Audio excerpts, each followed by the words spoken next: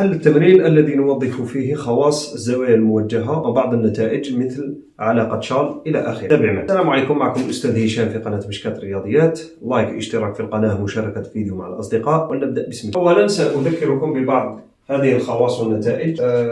أولها أي شعاع الزاوية اللي شكلها مع نفسه، ما غاديش نحلوا الزاوية نفس الشعاع، إذا أكيد غادي تكون الزاوية صفر، قيسوها صفر. الخاصية الثانية هي علاقة شارل، تقول لك الزاوية UV زائد الزاوية VW، كأننا الفي هذا يروح مع الفي، إذا تساوي الشعاع UW مباشرة.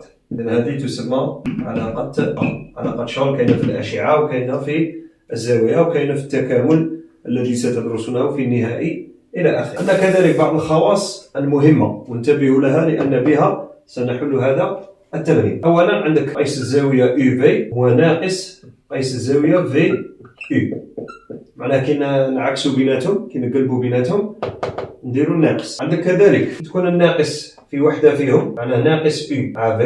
لاحظ هنا الناقص راهي داخل ما راهيش برا. إذا كي تكون الناقص في وحدة فيهم، ناقص U مع V ولا U مع ناقص V، إذا نبغي نتخلص من الناقص واش ندير؟ إذا تساوي UV، كي قلعت الناقص ندير هنا زائد P. ونفس الشيء إذا كان عندي الناقص هنا، إذا كان U مع ناقص V إذا يساوي UV زائد P. أخيرا كي يكون الناقص فيهم للزوج، الناقص U ناقص V هو نفسه قيس الزاوية UV. كي تكون الناقص فيهم للزوج إذا هو نفسه قيس الزاوية UV. هذه هي الخواص تقريبا التي سنستعملها لحل هذا التمرين الذي نشرته لكم سابقا. نبدأ الآن في حل التمرين. أترككم الآن مع نص التمرين لتقرأوه وتحاولوا فيه باستعمال الخواص التي كتبتها لكم في السبورة، ثم تابعوا معي الفيديو لتستفيدوا أكثر. بسم الله. هذا هو الشكل الموجود في التمرين. الزاوية الأولى التي طلب منك إيجاد قيسها الرئيسي هي الزاوية OAOC. إذا الزاوية OAOC يساوي، إذا ها هو الشعاع OA وها هو الشعاع OC. إذا OAOC أسبع علاقة شارل هو OAOB زائد OB OC. إذا هو OAOB زائد OB OC على علاقة شارل، لأن كأننا دخلنا الأوبي في الوسط. إذا من OAOC هي OAOB زائد OB OC. OAOB ماذا تساوي؟ OAOB المثلث هذا راه قائم ورانا في الاتجاه الموجب، تبع هذاك السهم، رانا في عكس عقارب الساعة، إذا رانا في الاتجاه الموجب. إذا هي P على 2 زاوية قائمة. كون كنا في الاتجاه السالب نديرو ناقص P على 2. إذا OAOB هي قيسها P على 2 زائد OB OC. المثلث OBC قال لك هو متقايس الأضلاع، والمثلث متقايس الأضلاع أقياس زواياه كلها هي 60 درجة، معناه P على 3. إذا OBOC هي P على 3 وتساوي بعد توحيد المقامات 3P زائد 2P 5P على 6. و5P على 6 راه قيس رئيسي لأنه ينتمي إلى المجال ناقص P مفتوح عن ناقص P ومغلق عن البي. كيف عرفنا مباشرة أنه ينتمي لهذا المجال؟ ارجع للفيديو السابق تاع القيس الرئيسي تعرف لماذا. روحوا للزاوية الثانية، OAOD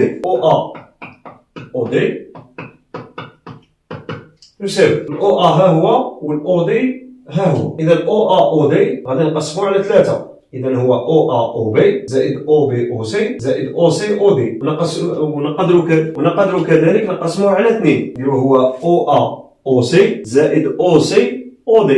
على طريقة OAOC لأني نعلم القيس تاعها، راني ديجا حسبته 5P على 6. إذا نخدم به مباشرة. إذا هو OAOC زائد OCOD ويساوي OAOC راني حسبته 5P على 6 زائد OCOD أي زاوية قائمة رانا في الاتجاه المباشر، إذا هي P على 2.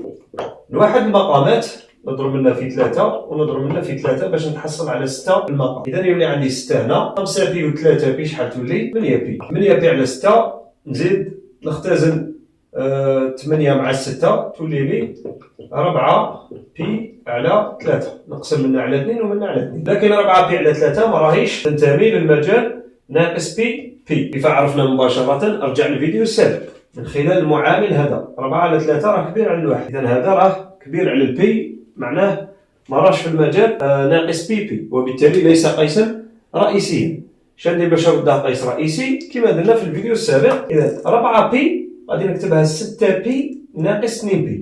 6 بي ناقص 2 بي. 6 ناقص 2 تعطيك 4 على 3. على اختاريت 6 بي خاطش كي نقسمها على 3 تعطيني 2. نفكك الكسر، 6 بي على 3 هي 2 بي ناقص 2 بي على 3. ناقص 2 بي على 3. 2 بي راه من الشكل 2 كابي راه واحد، وناقص 2 بي على 3 راه ينتمي لناقص بي بي. اذا عدد ينتمي لناقص بي بي زائد 2 كابي. اذا القيس الرئيسي هو هذا العدد. اذا القيس الرئيسي هو ناقص 2 بي على 3، حيث تكملة لهذه ناقص 2 بي على 3 ينتمي لناقص بي بي. إذا القيس الرئيسي هو هذا. ثالثا قال لك أو سي سي بي.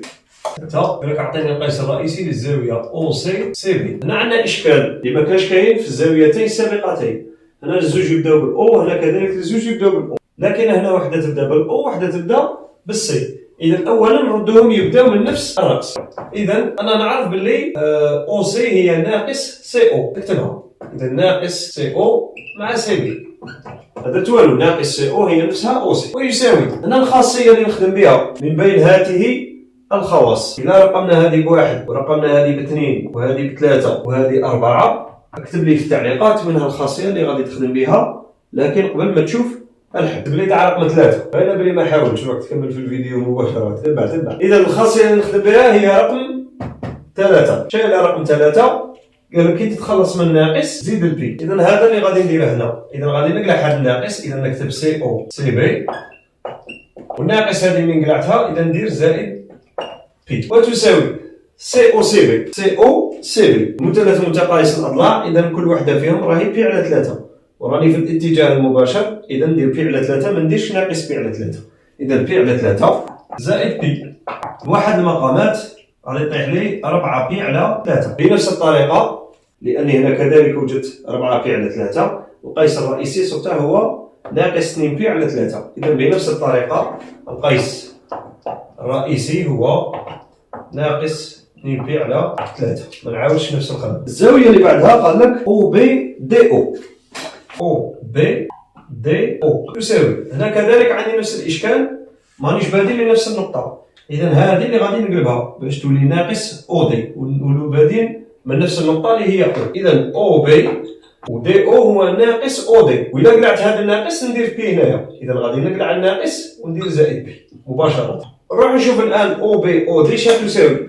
او بي او دي هي المجموع تاع او بي او سي زائد او سي او دي حسب علاقه شرط. مباشره او بي او سي هي شحال؟ هي بي على 3 لأن المثلث متقايس الأضلاع، زائد أو سي أو دي هي بي على 2 لأن الزاوية قائمة، المثلث قائم، زائد بي على 2 وما ننساش زائد بي وتساوي. نوحد المقامات هنا 2 بي و 3 بي تعطيني 5 بي، 5 بي على 6 زائد بي وتساوي. هنا معليش غادي ندير لكم طريقة أخرى باش نجيبوا القيس الرئيسي. 5 بي على 6 نعرف بلي هي بي ناقص بي على 6. إذا ما عرفتش كيفاه جبنا هذه دير هنا 5 بي كتبها 6 بي ناقص بي وفكك الكسر، غادي تسيبها بي ناقص بي على 6 ولا احسب هذه وحدها المقام غادي تسيب 5 بي على 6 وما ننساش زائد بي ويساوي بي مع بي شحال تعطيني؟ تعطيني 2 بي ناقص بي على 6. اذا 2 بي راه من الشكل 2 كابي زائد ناقص بي على 6 اللي راه ينتمي للمجال ناقص بي بي. لماذا؟ لأن ناقص 1 على 6 المعامل تاع بي راه في المجال ناقص 1 1. إذا القيس الرئيسي هو ناقص بي على 6. نكتبوها هنا. القيس الرئيسي هو ناقص بي على 6. خامسا قال لك الزاوية بي أ سي بي، يعني قلب هنا نضيف بي. إذا بي أ بي سي زائد بي. هنا ندير مرحلتين في مرحلة واحدة، لأن سي بي هو ناقص بي سي ومن بعد قلعت الناقص هذيك ودرت بي هنا. إذا بي أ بي سي شحال تساوي؟ بي أ بي سي هي بي أ بي أو زائد بي أو بي سي. إذا نكتبها بي أ بي سي هي بي أ بي أو زائد بي أو بي سي ما ننساش زائد بي وتساوي بي أ بي أو. ها هي بي أ بي أو. إذا بي أ بي أو هي ناقص بي على 4. اللي يعرف لماذا يكتب لي في التعليقات قبل ما يكمل الفيديو. نقول لكم الآن لماذا؟ لأن المثلث هذا راه قائم في او ومتساوي الساقين صح. مجموع زوايا المثلث هو بي 180 درجة. نقلع منها هذا البي على 2 90 درجة اللي هي بي على 2 غادي نتحصل على بي على 2. إذا هذه زائد هذه تساوي بي على 2، خاطش 180 تقلع منها 90 يبقى لك 90 بين هادو زوج، وكي تقسمها على 2 هذيك 90 غادي تتحصل على 45 درجة 45 درجة. حنا نخدموا بالراديان بي على 2 تقسمها على 2 تعطيك بي على 4. إذا كل وحدة فيهم راهي بي على 4. لكن تقول لي أنت أستاذ أنت علاه درت لي ناقص بي على 4؟ كون يجاوب على هذا السؤال في التعليقات. نجاوبكم على ناقص بي على 4 لأننا في الاتجاه غير المباشر.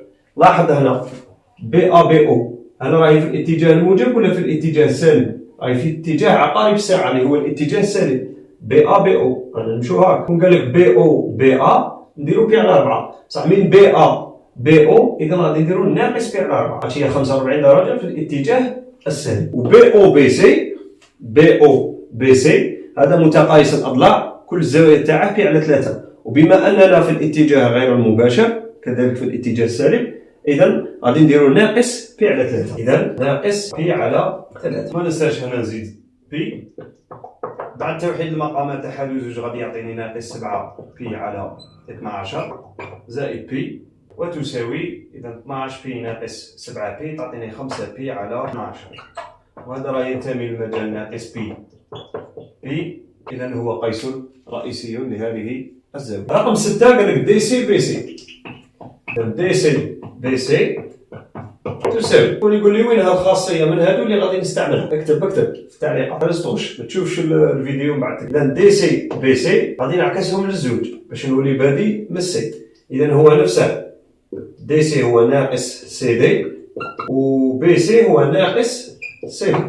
مازال ما استعملناش الخاصية. الآن الخاصية اللي غادي نستعملها هي هذه رقم 4 اللي كيكون الناقص فيهم للزوج. إذا هو نفسه يو في، ما نبدل له ترتيب لا والو. إذا ناقص يو ناقص في هي يو في. إذا ناقص سي دي ناقص سي بي هو نفسه قيس الزاوية سي دي سي بي. نروحو نشوفو سي دي سي بي فيها زوج. إذا هي سي دي سي او زائد سي او سي بي. إذا هي سي دي سي او زائد سي او سي بي على قد دخلنا سي او في الوسط. سي دي سي او سي او سي بي. سي دي سي او لنفس السبب احادي لانه متساوي ساقي وقائم هنا في او. اذا غادي تعطيني بي على 4 ماشي ناقص بي على 4 هذه المره، ما توالفوش لانها في الاتجاه الموجب. اذا بي على 4 زائد سي او سي بي هي بي على 3 لان المثلث متقايس الاضلاع، وبي على 3 لاننا في الاتجاه المباشر ما نديروش ناقص بي على 3. اذا زائد بي على 3. بعد توحيد المقامات غادي توجد 7 بي على 12 اللي هو ينتمي للمجال ناقص بي بي. اذا هو نفسه القيس الرئيسي لهذه الزاوية. كان معكم الأستاذ هشام في قناة مشكات الرياضيات. ما تنساش تدعمنا باللايك والاشتراك في القناة ومشاركة الفيديو مع الأصدقاء ومتابعة حسابنا على التيك توك، واحتفظ بالفيديو لترجع إليه لاحقا. وما تنساش اتكل على الله. السلام عليكم.